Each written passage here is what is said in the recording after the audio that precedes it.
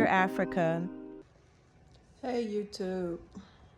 Today is January the 13th, Friday the 13th, which I don't believe is bad luck. I believe it's good. I just got back to the Radisson. I went to a very nice restaurant today called Fusion. I should have videoed it. It was very nice. I had some salmon, mashed potatoes, some grilled veggies, a little soup as an appetizer, and they brought me like a little raspberry sherbet for dessert, which I didn't ask for. But it was pretty good. It was a beautiful place. It's not far from Marriott. I am exhausted. It's like about 7 o'clock here. I usually get up about 5:30 and I try to get out by 8. So I'm really tired. And then I walked over to the restaurant from the Radisson because it's not too far. So one of my actually my main employee quit today. I hired another employee yesterday to help with the editing and the posting of the videos, but he was basically, I call it what they do here in Kigali, because you do still see beggars, even though it's not allowed. You see children, and then you probably see like some really, really old people, and then you probably see like some really, really handicapped people that still beg. But what regular people here do is I call it dry bagging. I don't know if I made another video about dry bagging, but it's like if you hire them or if they feel like they're helping you, they just keep on asking for stuff, like ask you to buy them stuff, or asking you to give them more money, dry begging, I just had a long day today. I was supposed to move in with the lady that I had brought a lot of stuff back that she requested, because she was like, oh, I'm not going to charge you. Come stay with us. You're like family. I was telling her it's not in my budget.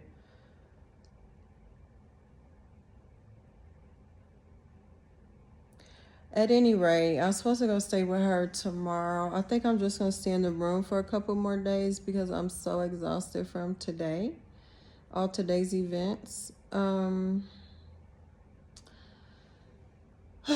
mean, she asked me for a copy of my passport, and I was like, I don't really feel comfortable giving you a copy of my passport. Why do you need it? And she didn't answer me for a few hours. And when she answered, she was like, oh, because I'm hosting you, so in case of emergency or something, I need a copy of your passport. And I was just like, I'm not giving you a copy of my passport. I can't gauge identity theft in Africa, or, you know what I'm saying? Like, I just, she was like, well, you have to give it to the hotel. I'm like, yeah, that's the hotel. You're not a I was just like, you're not a hotel. And I was going to go over there and talk to her, but I was way on the other side of town. So I didn't go over there and talk to her. So I was like, okay, well, I'm just not going to stay there. I'm just not going to stay. So I was asking the driver about it, and the driver was asking me where she lived at. And I said, oh, she lives out there by RPF, which is like the political headquarters, and the president goes out into that area a lot. And so he was like, oh, yeah, it's required out there. They have to keep track of their guests, because it's so close to the headquarters. You know, I went and stayed with her, I think, for 2 or 3 weeks last time.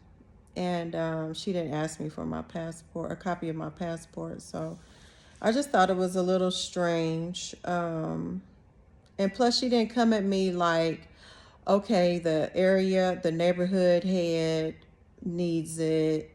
You know, you can give it to the police out here, the military, or whoever it is that you give it to. But she's just more like, I need to keep it in case of emergency. You know, I was like, well, why you just didn't tell me to give a copy to the neighborhood head or whoever, you know, they deal with out there? And she still didn't. She was just like, she needed to keep it because she's hosting me. And I'm like, you know, I register with the U.S. Department of State about my travels the best that I can, you know, with my itinerary and everything. So if there's an emergency, they're going to know pretty much, you know, where I'm at. I update it, you know, when I remember. But it just made me feel uncomfortable. And so, and then I brought her a lot of stuff. She asked for a lot of gifts that were expensive. And I went ahead and complied. You know, she asked for some stuff for her daughter, which I don't mind. You know, her daughter's a sweetheart. So I got her daughter really some way better stuff. She wanted me to get her some toys, which I was telling her I don't really like to buy toys anymore. That stuff is trash from China, you know, poison and trash. So I bought her daughter just some little freshwater pearl earrings. She's 6, going on 7, I believe, or 5, going on 6, and just some little butterfly, little gold earrings, some really cute little stuff that she could keep. I made her a little jewelry box. So, but the stuff that she asked for, it was expensive stuff. I mean, it was what, like $300-400 worth of stuff she asked for. And it wasn't that much stuff. It was like a few things that cost that much. So, and I even used my aunt's discount on a couple of the things. My aunt's friend's discount. So I'm feeling a little low energy right now, a little defeated. I went and looked at a couple houses, though, actually not far from where she lives, and I can get like a whole house. Doesn't have AC or the hot water heater or the refrigerator or the stove. But it is kind of like newer construction. Is spacious. It has the quarters with its own bathroom and a kitchen for the house help.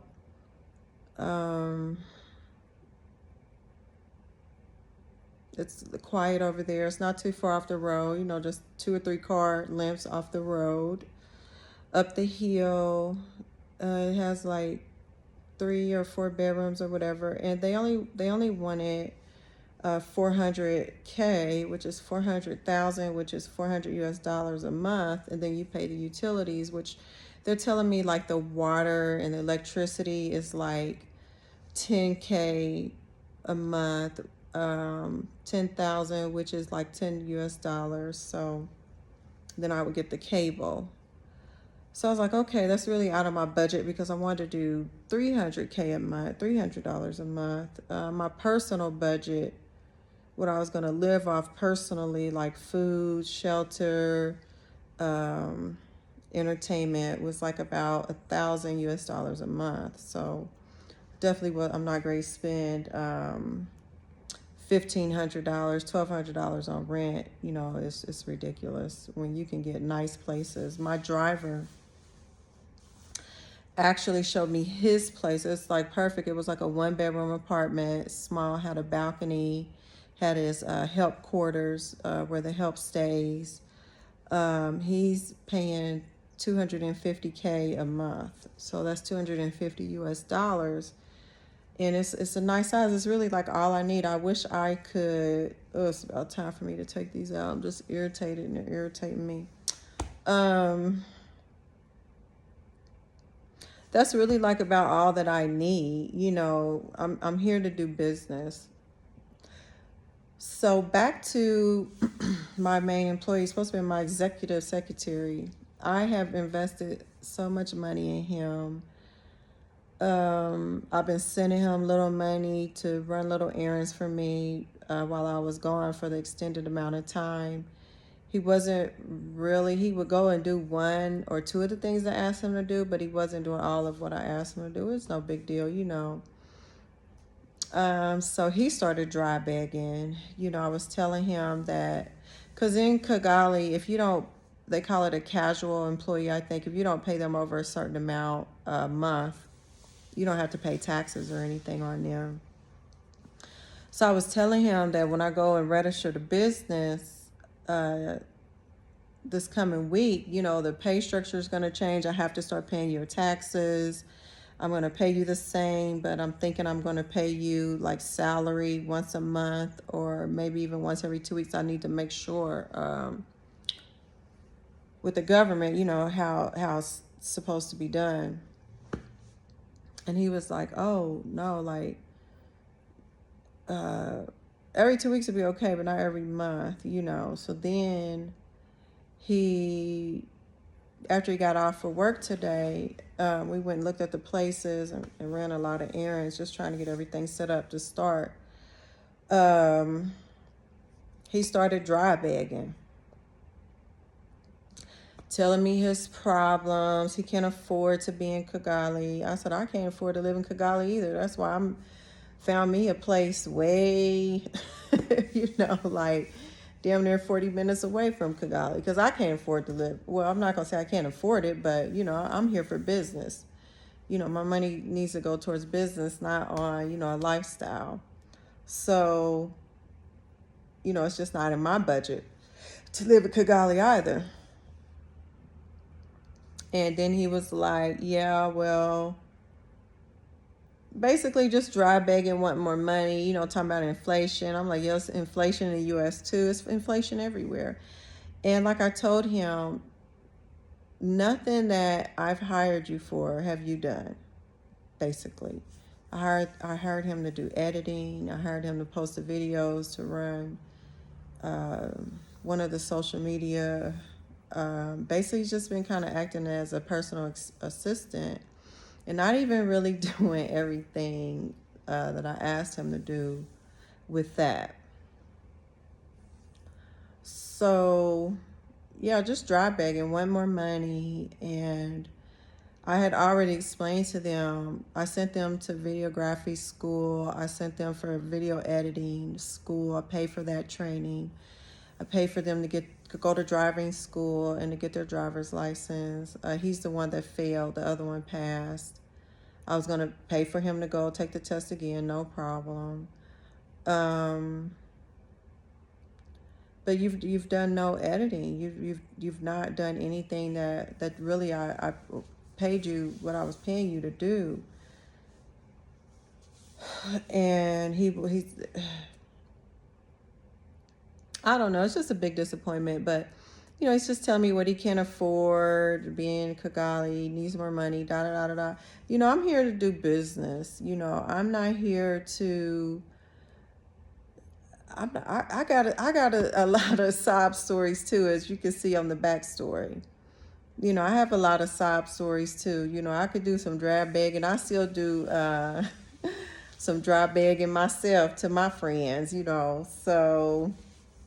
You know, I really don't, you know, I just don't necessarily want to hear that. You know, I just don't, that's really not any of my business. You know, my thing is, I'm here on the ground now, and I'm telling you, you can come to work every single day, and I'm going to pay you every single day up until I register my business, you know, because I have to follow the rules of this country. I even told him, well, if you can't do a month, we'll look into, you know, paying every 2 weeks. So this background's looking really boring, huh? So I guess he took it upon himself to quit. And the thing about it is, this still ain't looking that good, huh? The thing about it is, I figured that because of transportation costs and everything, that they were probably gonna need somewhere to stay sometimes. It might be more economical for them. And I was gonna get a big place. I really didn't mind, them using the shower facilities if they needed to, or staying out there. I had already had that in my mind, that he might need to be able to do that, but he didn't even ask. I mean, he was just like, more money, more money, more money. No, you haven't even, and I'm not willing to pay you any more money when you haven't even done the task what I originally hired you for. Like, you've had almost 10 months to practice editing. I left you with internet. I left you with a modem. Sent them to training. You could have been becoming efficient. He hasn't been working too much, that he's told me. He didn't take his internship for some reason. I don't know why. And I always tell them, because I get them from the university, and I always tell them, your school and your internships come before this company's business. That's the same thing I would tell my son. And they're mostly like in their 20s, mid or late 20s, But it's just been a big disappointment today. So I test drove another car. The power steering was going out. Another car. Excuse me. Another car they're going to bring to the Sheraton tomorrow for me to see. The cars here, definitely ship a car. Not unless you want to get messed around on the prices of the cars. They have like 2003s, junky cars. They want $10,000-$15,000 for. So the used car game here is garbage. That's for sure. Even the ones that power steering now, the death traps and everything, they want like $4,000 for, which is crazy. The car search didn't go that good, but I'm still hopeful and looking. I really wanted to secure a place to live and a vehicle, because transportation here is your highest cost. When you have to get the move or the Yago or pay a driver every day to take you around, I mean, you're looking at between $20 and $60 a day just to go around and take care of your business. It's just not it's just not a good business move. It's not sustainable. So yeah, I got all that going on. So luckily I hired a more professional editor the other day. So I told him, well, because my other employee, he's going on his internship for about 2 months, and it's far, so he could work on weekends. But he's far, he's way out by Lake Kivu. So I'm supposed to go out there and do some videoing at his village. I was supposed to stay at 2 villages, so I quit. So I guess I'm not going to his village to do any footage.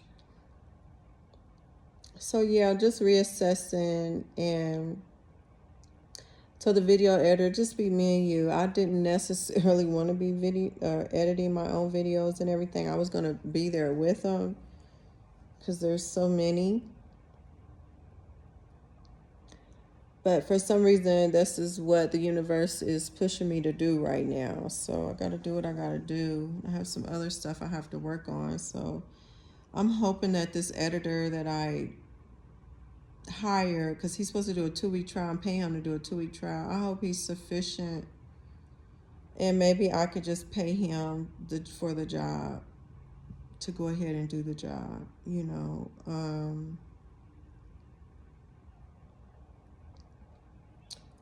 It's a lot. And I'm thinking to hire another editor, a separate one, to maybe start from the current footage and then let this guy do the previous footage. And then we haven't even gotten into me hiring all the people for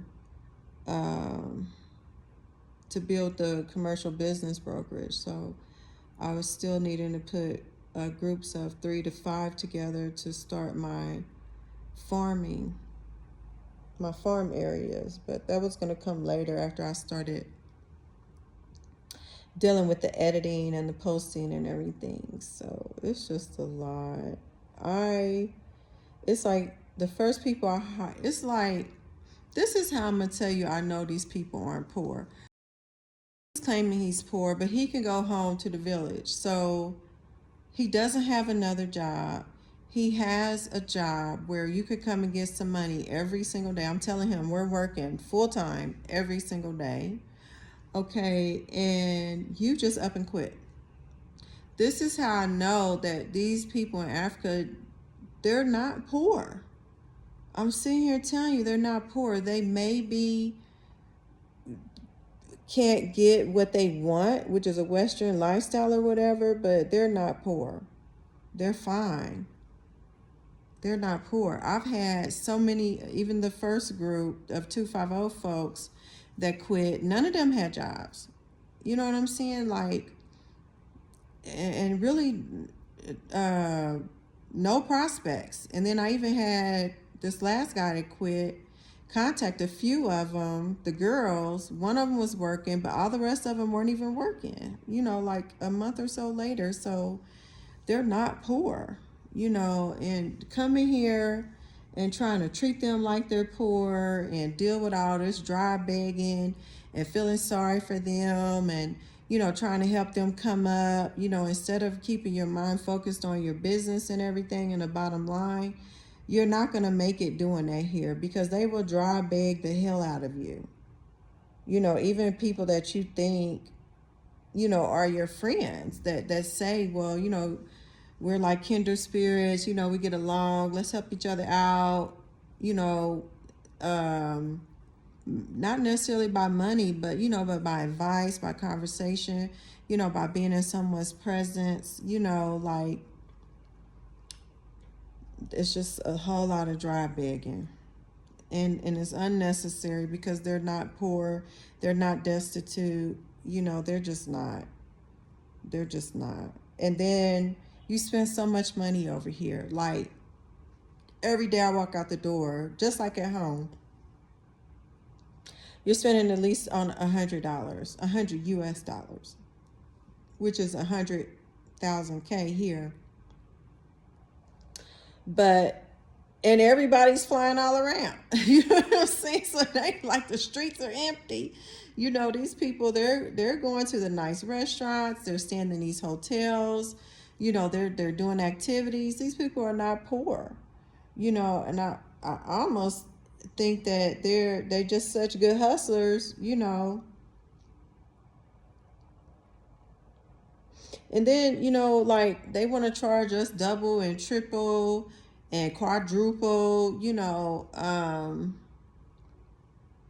You get kind of tired of that too. But what I usually do, and I hadn't done it, but that's what I was going to do for my house if I get this house, because it didn't have appliances. You know, I'm just going to go around and find some used refrigerator and stove or whatever, take a picture of it, mark the location, and then pay one of my employees a week or two later, whatever, 3 days later, to go over there and negotiate the best price. You know, it's just what you have to do here, being a Black American.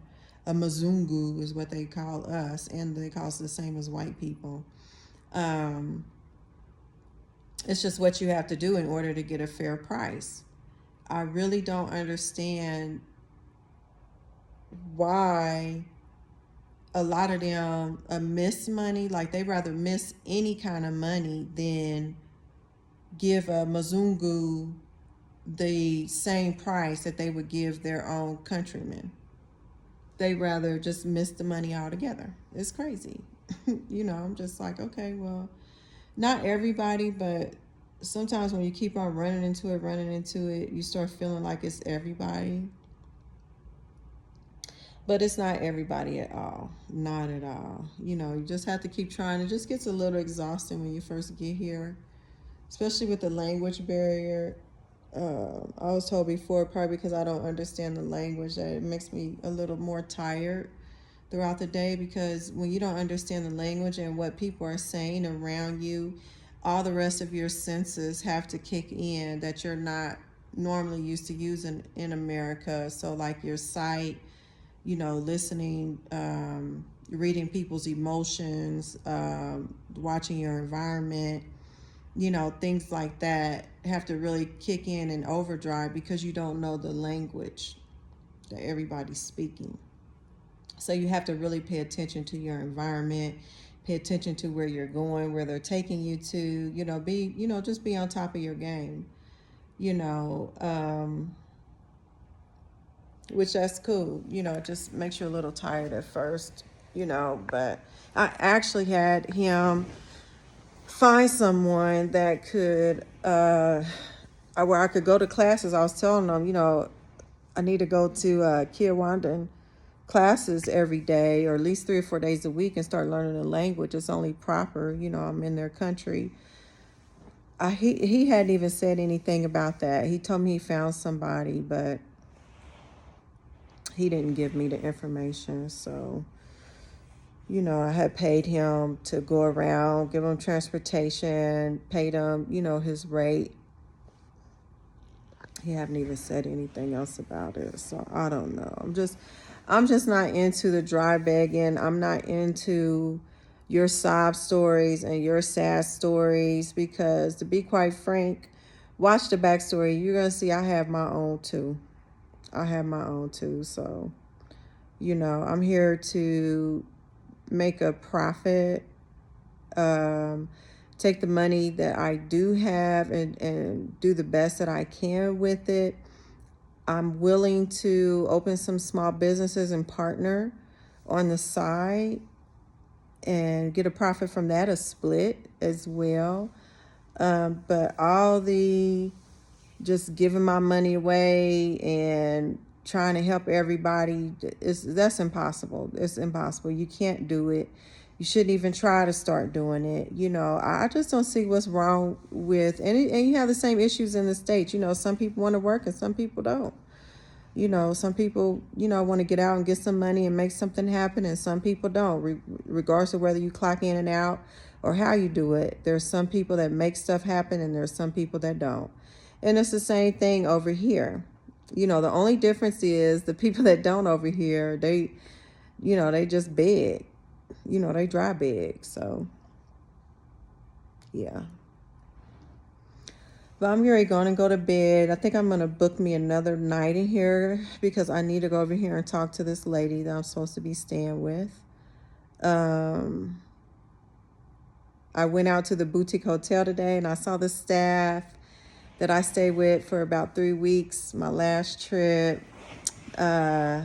The guy that's running it is gone. So the girl actually that he hired to do social media, she's now the manager. And she's a Rwandan. She's doing really good.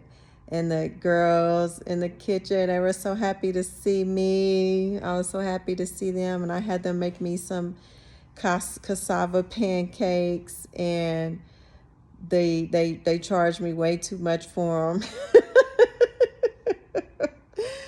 They charged me way too much for them. But, you know, it's fine.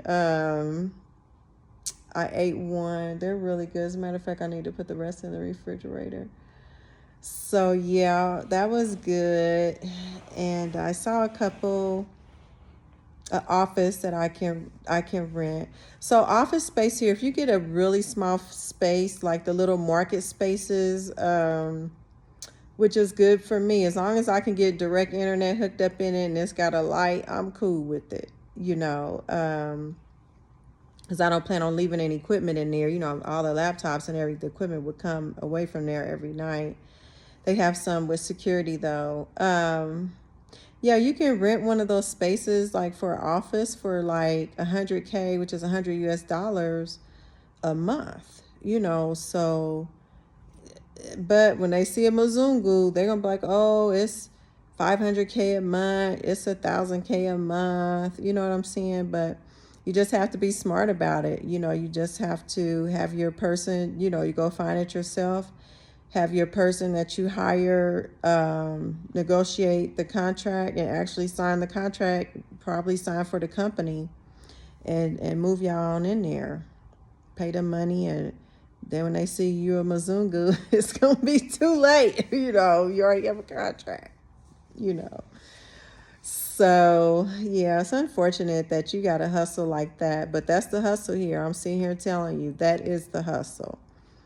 You have to have someone go and buy your stuff for you. I like to pick out my own stuff, so, you know, I go take the pictures and then I send them later. But that is the hustle. So we'll see. Like I said, low energy tonight. Really low energy, but I think that he was also the one that was having such problems like brainstorming, or he needs a lot of micromanaging. So I really was trying to help him, and I was really hoping that him being around me more and me telling him, hey, take initiative, you know, think ahead of what you need to do, you know, ask me, you know, I was hoping that it would kick in with him later, and that's something that he could carry with him through his life. But like I said, I'm not willing to pay you more, and I'm not willing to let you dry beg me about the story of your life, you know. So it's just unfortunate. You just don't excuse me, work every day. You'd had you some money. I paid him, and I always pay him. I overpay him, and as a matter of fact, all the training, it was just, you know, but all you can do is charge it to the game and keep it moving. So I'm going to refresh. Today's Friday, tomorrow's Saturday. I wanted to do they do a night walk. The night walk is today. I wanted to do the night walk, but I'm tired. I walked to the restaurant, up the hill, down the hill. That was enough. Excuse me. So, you know, please subscribe if you haven't already. Share. Have some other people subscribe for me. I don't know how these videos is going to get posted, but they about to get posted in this next 30 to 40 days. I'm sitting here telling you. I don't care. I'm going to be like, I don't care what the footage look like, you know. So thumbs up and share, subscribe, like. Thank you.